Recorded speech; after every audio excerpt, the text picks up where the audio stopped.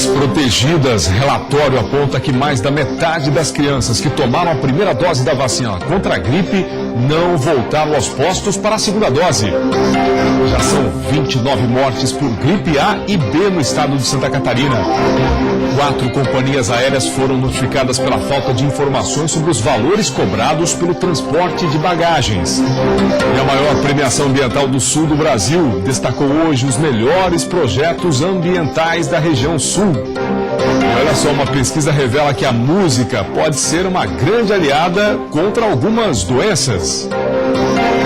Hoje é sexta-feira, 28 de julho de 2017. Seja bem-vindo ao Band Cidade de hoje, que já está no ar.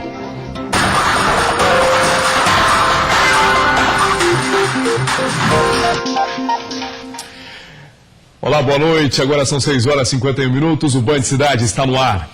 O relatório da DIV mostra que mais da metade das crianças que tomaram a primeira dose contra a gripe não voltaram aos postos de saúde para a segunda dose.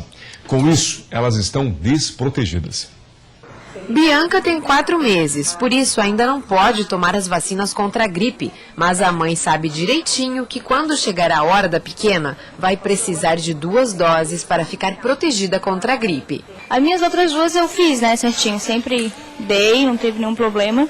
E ela também vai estar tomando. O retorno para tomar a segunda dose da vacina é necessário quando, a partir dos 6 meses, a criança é imunizada pela primeira vez contra a gripe. Mas em Santa Catarina, 51% das crianças não foram levadas aos postos de saúde para receber a segunda dose. E a vacina incompleta não tem eficácia. Não há uma proteção adequada e elas correm risco de pegar gripe e até mesmo ser hospitalizadas. A reserva nos postos de saúde é de 40 mil doses. A maior parte para estas imunizações que ficaram incompletas. Segundo a Diretoria de Vigilância Epidemiológica, a DIV, 37.155 crianças precisam receber a segunda dose da vacina. O intervalo mínimo entre uma dose e outra é de 30 dias. A orientação é dar uma olhada na carteirinha, que provavelmente quando eles fizeram a primeira dose, o posto já agendou essa segunda dose, e procurar o quanto antes para garantir a segurança da criança. Segundo a DIV, cada município é responsável pela gestão das vacinas e nem todos ainda têm doses disponíveis. A orientação aos pais é que entrem em contato com a Secretaria de Saúde da sua cidade para saber quais postos ainda têm doses e que fiquem sempre atentos ao calendário para manter as vacinas das crianças sempre em dia. Tem que trazer, Não tem como. Ela chora, a mãe chora junto, mas tem que tomar, não tem jeito. Então você pai, você mãe, dá uma olhadinha na carteirinha de vacinação, se tomou só uma dose, leva seu filho até o posto de saúde e verifica se tem ou não a vacina para esta segunda etapa. E o número de mortes por gripe subiu para 29 em 2017. Os dados foram divulgados hoje pela Diretoria de Vigilância Epidemiológica. Desse total, 22 apresentavam algum fator de risco, como idade avançada, obesidade ou doença crônica. A cidade com o maior número de casos é aqui a capital, com 5 mortes. Joinville vem na sequência com 4. Caçador, Jaraguá do Sul e Lages têm 2 mortes cada um. Foram 27 mortes por gripe A e 2 por gripe B. E você também pode interagir com o Band Cidade. Mande sugestões de reportagens, críticas ou elogios para o nosso WhatsApp, que está aparecendo na sua tela. É o 48996087554. Você de todo o estado pode sugerir reportagens para as edições do Band Cidade.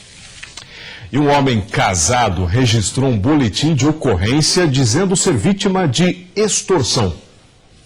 Um morador de Concórdia registrou um boletim de ocorrência após receber ameaças de uma mulher que ele conheceu nas redes sociais. Os dois conversaram por horas em uma sala de bate-papo online e decidiram fazer uma videoconferência. O detalhe é que a mulher gravou as cenas de nudez e agora... Bom, nós tivemos um probleminha na matéria que daqui a pouco a gente vai tentar apresentar novamente. E uma ação conjunta entre a Polícia Rodoviária Federal e a PM apreendeu uma carga de cigarros contrabandeados. Foi em Piratuba. Uma denúncia anônima informou que um caminhão transportando cigarros de origem paraguaia estaria passando aí pela região de Piratuba. Durante a abordagem foi encontrada a carga avaliada em mais de R$1 milhão. O motorista informou que ela seria entregue na região da Grande Porto Alegre. O condutor foi detido e encaminhado à Delegacia de Polícia de Joaçaba. 4 companhias aéreas que operam voo internacional no Aeroporto Internacional Ercílio Luz, em Florianópolis, foram notificadas em uma operação realizada na manhã de hoje pelo PROCON de Santa Catarina, PROCON Municipal, Ministério Público de Santa Catarina e pela Comissão de Defesa do Consumidor da Ordem dos Advogados do Brasil. As companhias foram notificadas pela falta de informações claras ao consumidor sobre os valores cobrados pelo transporte de bagagens. A fiscalização ocorre em aeroportos de todo o Brasil. Você vai ver a seguir nova aparição de baleias francas no estado. Dessa vez, na região do sul. A gente traz os detalhes daqui a pouquinho. Agora são 6h57. Fique com a gente, o Band Cidade volta rapidinho.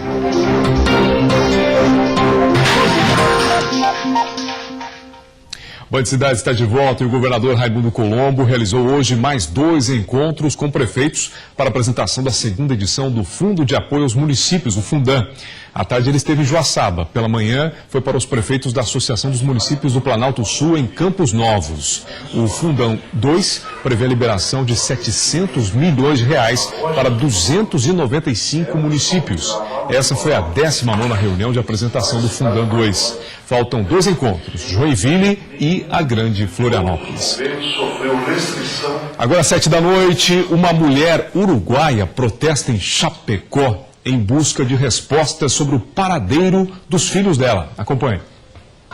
Amor de mãe. Este é o motivo que mantém Mônica, há 16 anos, em busca de respostas sobre seus 4 filhos. A uruguaia de 45 anos está aqui em Chapecó desde novembro do ano passado. Meu motivo é a procura de meus filhos. Eu, em Uruguai, me casei com uma pessoa muito importante, de grandes vinculações políticas do Partido Socialista. E, bueno, ele não assumiu a separação. E, quando meus filhos eram pequenos, pegou como dia de visita e não deixou mais que lo viesse. Mas a todo isso começou em 2001. Eu tinha 29 anos. Hoje eu tenho 45 e continuo na luta, né? E eu estou aqui porque a Porta de Direitos Humanos que pegaram meu caso para poder resolver, né? Segundo Túlio, responsável pelo caso de Mônica, todas as tentativas de contato com o governo do Uruguai para saber informações sobre ela foram frustradas. Como é uma denúncia que se refere a atos praticados em outro país, nós precisamos da colaboração das autoridades deste outro país. Em contato com o consulado uruguaio que atendeu a Mônica, nós recebemos uma negativa de prestar as informações oficiais acerca do caso dela. E imediatamente nos reportamos então ao governo central uruguaio, por meio de atendimentos eletrônicos que foram abertos e por meio do envio da documentação, do relatório de atendimento e das questões que nos são importantes para dar encaminhamento para o caso da Mônica. A Prefeitura de Chapecó solicitou à uruguaia que se retirasse do passeio público no prazo de 24 horas, mas ela se recusou. Segundo a administração pública, foram oferecidas diversas ajudas por parte da assistência social, mas Mônica prefere permanecer no local em forma de protesto. O povo chapecoense que me dá todo, a força, passam as mulheres e, né, me dizem força, não desista. Apesar de todas as dificuldades, Mônica ainda tem esperanças de reencontrar os filhos e acredita que o amor é o que lhe dá forças para continuar a lutar. Coríntios 13, o amor todo lo sofre e todo soporta. Só. O amor de mãe. Só isso. Olha, dessa uruguaia, né? Até agora sem nenhuma informação. É um caso a ser averiguado. Bom, e a sexta-feira foi marcada por mais um grave acidente, dessa vez no oeste do estado, é o que você acompanha no nosso Giro de Notícias. Uma mulher morreu em um acidente na BR-153 na manhã desta sexta-feira em Irani, no oeste catarinense. Ela era passageira de um Fusca que foi atingido por 2 caminhões. Um homem e uma mulher também foram levados ao hospital. Os caminhoneiros não se feriram. e a conta de luz de todos os brasileiros ficará mais cara em agosto. A Agência Nacional de Energia Elétrica, ANEEL, informou nesta sexta-feira que a bandeira tarifária que será aplicada nas contas de energia do próximo mês será vermelha, ou seja, com cobrança extra de R$ 3 a cada 100 kWh. A bandeira vermelha é ativada quando é preciso acionar mais usinas termoelétricas por causa da falta de chuvas. E o surfista Rafael França, de 34 anos, passeava pela praia de Balneário Arroio do Silva, no sul do estado, quando percebeu a presença de uma baleia franca. No vídeo, feito com a ajuda do drone, é possível perceber a presença de um filhote nadando ao lado da baleia. Segundo o Instituto Baleia Franca, essa é a 15ª aparição no ano. Hoje é sexta-feira, é dia do Conexão Washington.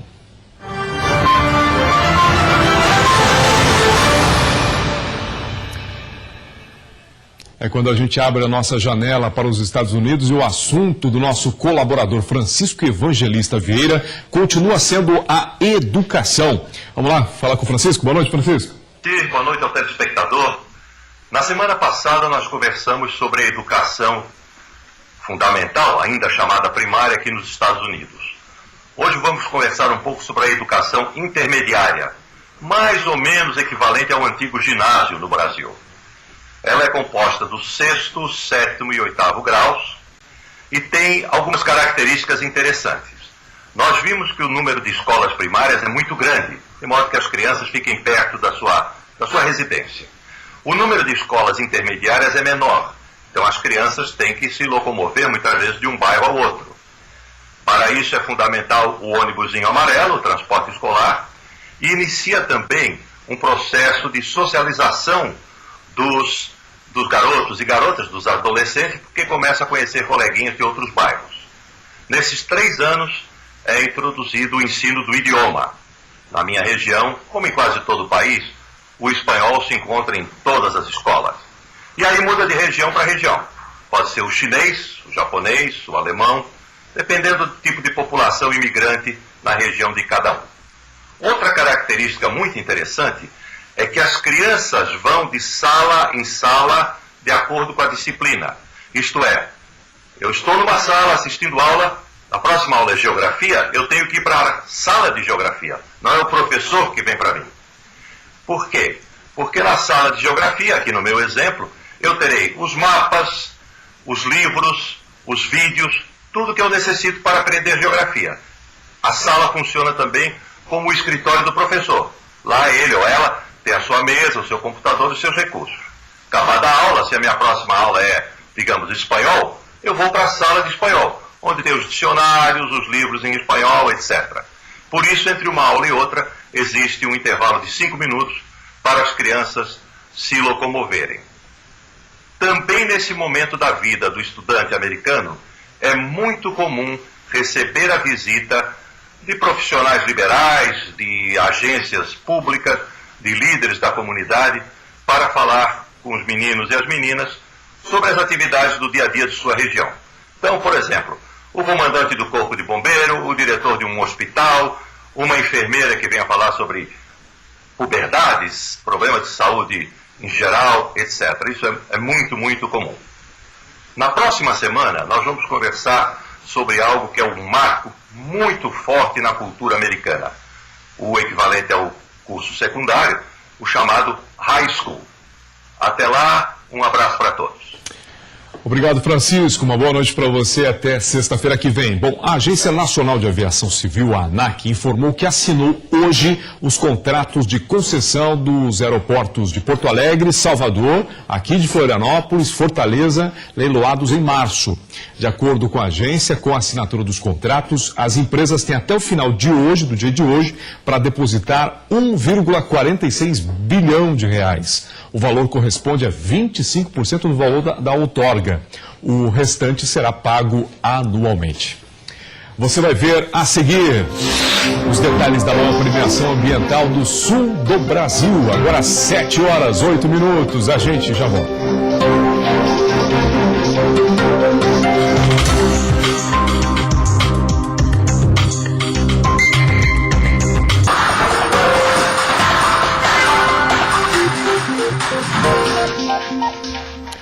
Daqui a pouco, já tem o Jornal da Band e as principais notícias do Brasil e do mundo. Agora sim a gente vai ver que um homem casado registrou um boletim de ocorrência dizendo ser vítima de extorsão. Essa história a gente vai contar em detalhes agora. Um morador de Concórdia registrou um boletim de ocorrência após receber ameaças de uma mulher que ele conheceu nas redes sociais. Os dois conversaram por horas em uma sala de bate-papo online e decidiram fazer uma videoconferência. O detalhe é que a mulher gravou as cenas de nudez e agora exige uma quantia de R$10 mil para não divulgar o conteúdo. O homem registrou um boletim de ocorrência e não repassou o dinheiro exigido. A polícia orienta nesses casos para tomar cuidado ao aceitar amigos desconhecidos nas redes sociais para não cair em extorsões como essa. Outro caso semelhante aconteceu nesta semana em Videira. Duas irmãs pediam dinheiro para não divulgar o vídeo íntimo de um rapaz. Após investigações, a DIC prendeu as duas em flagrante. Voltamos ao estúdio. A maior premiação ambiental no sul do Brasil, o Prêmio Expressão de Ecologia, que entrega o troféu Onda Verde aos melhores projetos ambientais do sul do país, aconteceu hoje, foi na Fiesc. São 23 instituições premiadas, entre grandes empresas, cooperativas, ONGs, prefeituras, entidades e pequenos empreendimentos. A entrega do troféu Onda Verde faz parte do Fórum de Gestão Sustentável. Já é a 24ª edição do prêmio. Quem recebeu o troféu de personalidade ambiental foi a ambientalista Miriam Prochnow, fundadora do Centro Ambiental Jardim das Florestas Ampremave. Completando 30 anos em 2017 e considerada a principal ONG de Santa Catarina, a Ampremave recebeu o troféu Onda Verde pela produção de mudas de espécies da Mata Atlântica. Completa 30 anos esse ano, está recebendo o prêmio por conta do trabalho com o viveiro ambiental Jardim das Florestas, que começou com 18 mudinhas no fundo do quintal 30 anos atrás. Hoje é um dos maiores viveiros do sul do Brasil, que produz 1 milhão de mudas por ano, de 120 espécies da Mata Atlântica. A ENGIE Brasil Energia, que é pioneira em tecnologias limpas, também foi duplamente premiada. Uma em conjunto com o consórcio Itá e o consórcio Machadinho, que se refere ao projeto Dictiofauna da bacia do Rio Uruguai. E outra premiação que nós estamos recebendo é relativo à gestão ambiental e sociopatrimonial das usinas hidrelétricas. O organizador do evento há 10 anos, Rodrigo Coutinho, diz que a crise faz com que muitas empresas deixem de pensar em sustentabilidade, mas que a expectativa é de retomada nos próximos anos. A gente sentiu com a economia nesses últimos anos tendo problemas, né? Houve uma diminuição um pouco do número de projetos, do surgimento de novos projetos e da continuidade de alguns projetos, né? Mas, mesmo assim, tivemos 109 projetos inscritos e a tendência com essa retomada da economia, que a sustentabilidade também acompanhe, né? Aliás, um tripé do setor econômico, né? Que os projetos possam ter mais capilaridade, ter maior adesão. São as boas notícias, né? Projetos importantes que recebem premiação merecida. E olha só agora uma orientação. Quem não conseguiu ou quem não conseguir sacar o FGTS inativo até segunda-feira, dia 31 de julho, vai ter agora um novo prazo. Mas vai ter que comprovar a impossibilidade de comparecimento. Quem não conseguiu fazer o saque das contas inativas do Fundo de Garantia por Tempo de Serviço, o FGTS terá um novo prazo, até 31 de dezembro de 2018.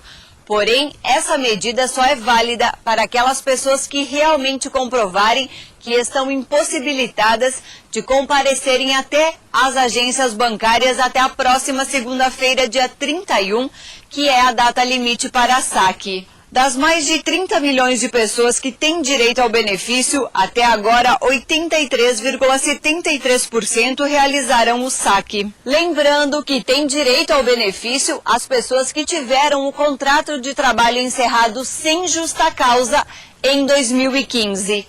Voltamos ao estúdio.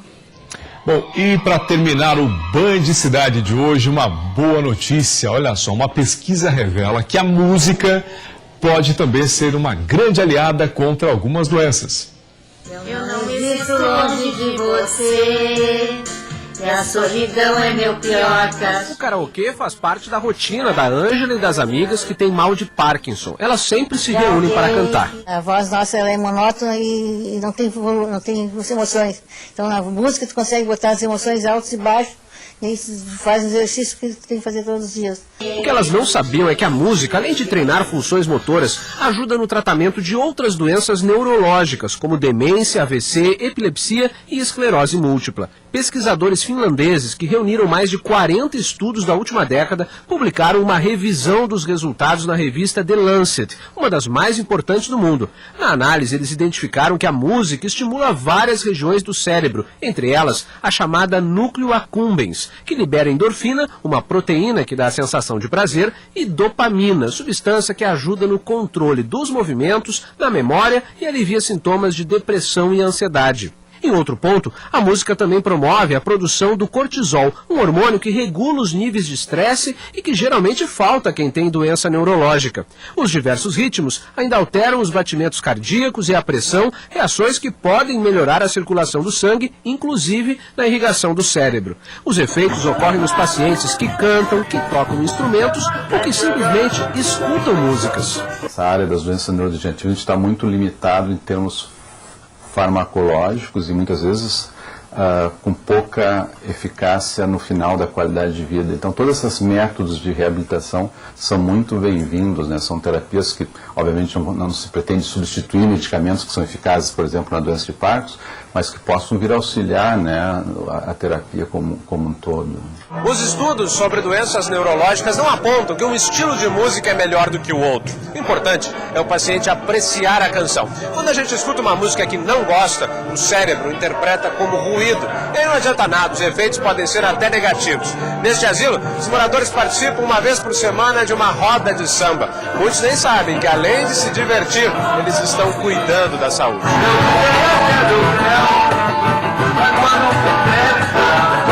Eu tive um derrame e graças a Deus me sinto muito bem e estou melhorando com a música popular brasileira que é o samba. Então aproveite aí o final de semana para ouvir muita música, para cantar à vontade, né? Porque faz bem para a saúde, conforme revelou esse estudo. Band Cidade dessa sexta-feira termina aqui. Obrigado pela sua companhia durante essa semana. Fique agora com o Jornal da Band. Boa noite e até segunda.